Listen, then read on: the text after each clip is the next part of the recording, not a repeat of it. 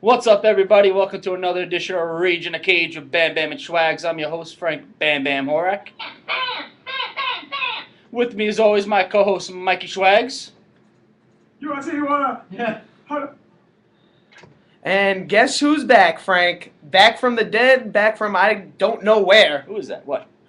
Tough Tony, he's producing today. Tough Hey, Tony? how's it going That's out who there, that guys? is? See? Oh my I'm God. here. I'm ready I'm to rock. shocked. I thought that was Sloth from the Goonies. I didn't know who that was back there. Oh, all right. It's good. Frank, It's you're so good. lucky we're not allowed to It's, curse. it's good to have you back. I didn't know who I've that been was. taking care of business. That was You guys good. been holding it down. You've been and, taking care of business. What business? Sleeping? No, I've been telling. I've been working on a lot of stuff in the show. We've been All going right. on a lot of trips, a lot of promotional Nice. events, Well, glad to have you back. and and I've been keeping track. You guys been holding it down well. Absolutely. All right, Yeah. well, we got a big show today.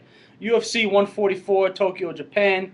The breakdown, because it was a It was a night great of card. fights. Absolutely. Great night of fights. It was. Right off the bat, let's get it started with Joe Lozon versus Anthony Pettis, and what a fight! It was. Well, it it didn't didn't last last too long. long. We thought it was going to be one of those back and forth great fights, but 81-second knockout. Anthony Pettis head kick to Joe Lozon, and it looked like the Pettis that you expected to see when he first came into the UFC from the WEC, Yeah, and he looked impressive. yeah, definitely. He showed really his amazing background in Taekwondo, and we all know his legendary trainer Duke Rufus, Yep. kickboxer, and And- that leg kick that was just amazing. Like Lozon never saw it coming. No, he's got great head kicks, great leg kicks, great kicks all around, great striking. That's why we said, Lozon was probably going to want to try to take this fight to the ground. Yep. Pettis keep it standing. He was going to win this fight, and he kept it standing. I mean, like you said, 81 seconds, knocked him out.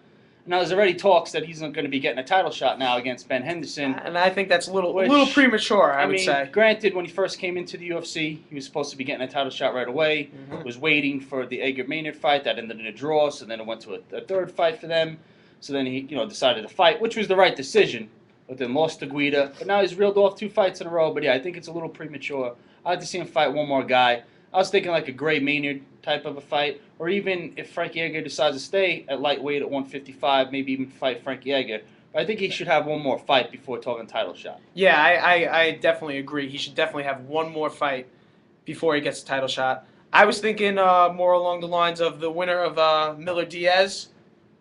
I can see that. My only problem with that is they're not fighting until May. I know, but the thing is, there were also talks about maybe a possible Edgar Henderson rematch.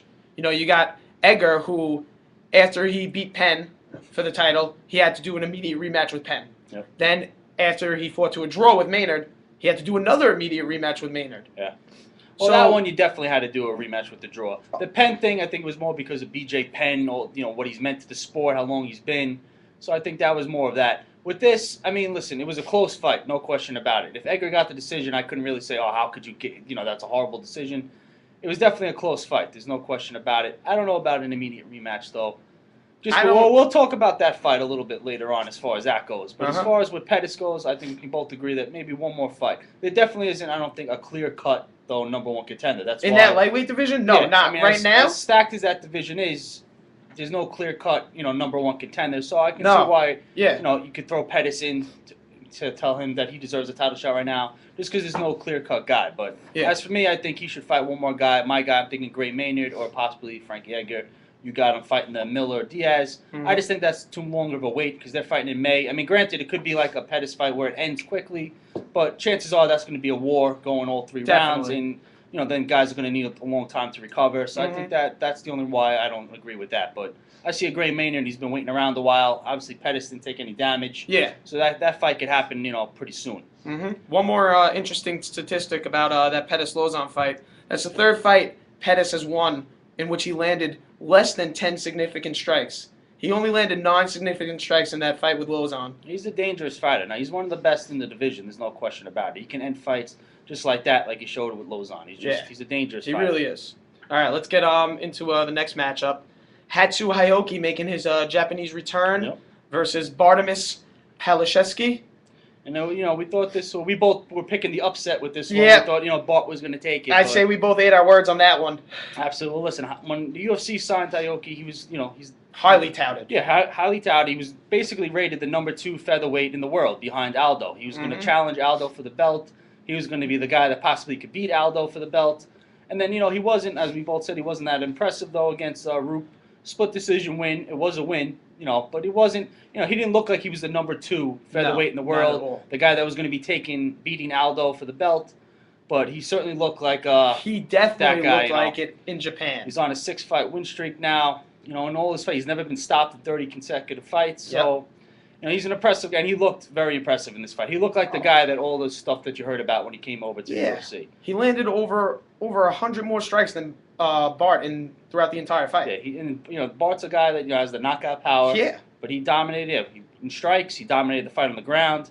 To Bart's credit, though, a couple of times, it looked like he had him in some nasty submissions. He thought he was going to be able to finish the fight. Yes. To Bart's credit, went to a decision. That one armbar he had him in.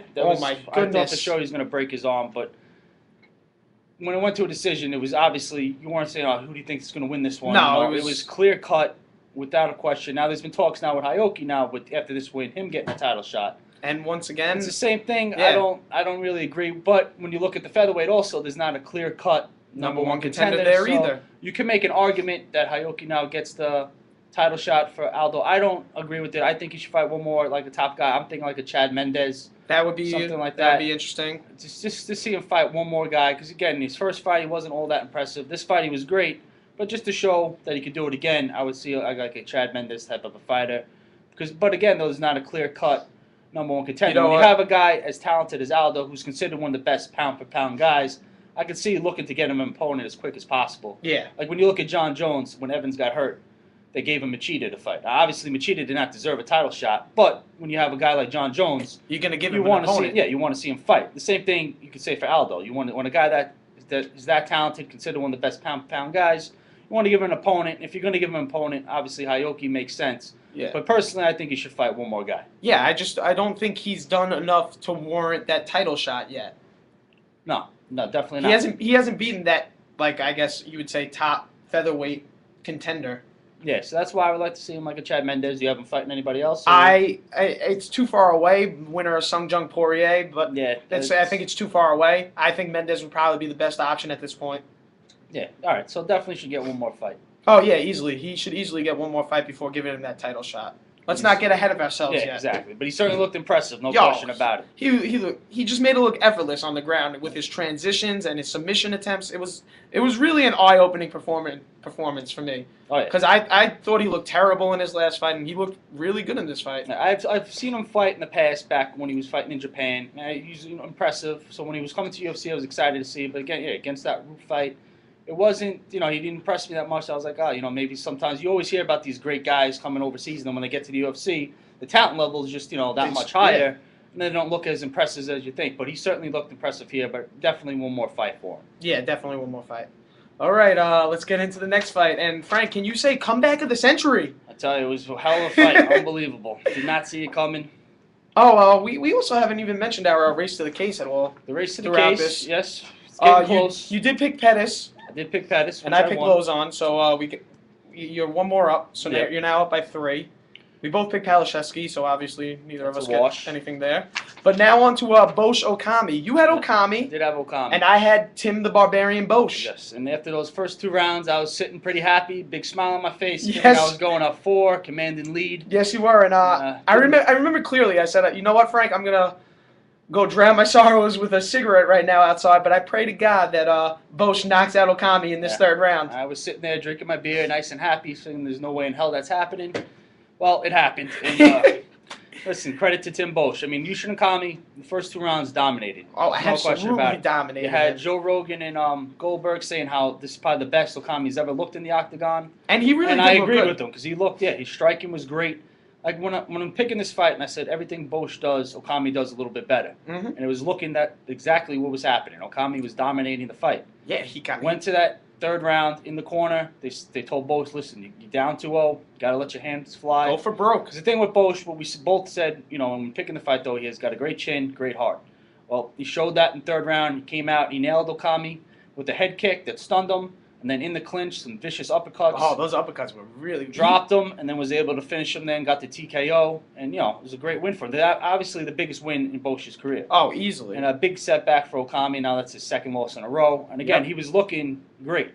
Dominated the first 2 rounds. But Bosch, showed the heart, showed the chin, stayed in that fight, and then like I said, stunned him with that head kick, and was able to drop him and got the win. Yeah, like you said, Okami really did. Like he clearly dominated Bosch for 2 rounds.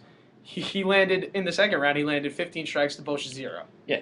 And he got him in the mount at one Yeah, point. that first round you could easily have said 10-8. Yeah. And you really couldn't have argued it. You know, it was just a dominating performance. Yeah, and then like you said, in the third round, he really did stun him with that head kick, and then from there he had that look in his eyes. He was going for the kill. Yeah, well, you had to, because you couldn't, Yeah. You couldn't mess. You definitely could not have went to a decision there. You had to finish that fight. Yeah. So And, you had to go for the kill. In there the third anyway. round, large turnaround with strikes. Bosch had 21 significant strikes to Okami 0. Yeah. And the last 7 strikes were just those vicious uppercuts, and he knocked him out. Huge win for him. Biggest win of his career. Now, obviously, he's going to take a step up. Yeah. Kami's going to slide down that Mhm. middleweight ladder. Bosch is going to obviously move up. I like to personally see him fight Chris Weidman. That's an interesting fight. Undefeated guy, just coming off his biggest win of his career against Damian Maia. So I think those two guys are both guys looking to take the next step up into the elite status. So I think the fight against each other makes sense. That makes sense. I got him matched up with the person who just lost to Weidman, Damian Maia. I think though that was a horrible performance by Maia. I think he's on the way down. He's still in there. He's still up there. He's up there, but I don't know. Coming off a loss, I don't think Bosch coming off a big win. I think Okami is ranked higher than Maia, so now Bosch just beat him. I don't think he should be. I think he should fight the guy that beat Maia, Chris Weidman.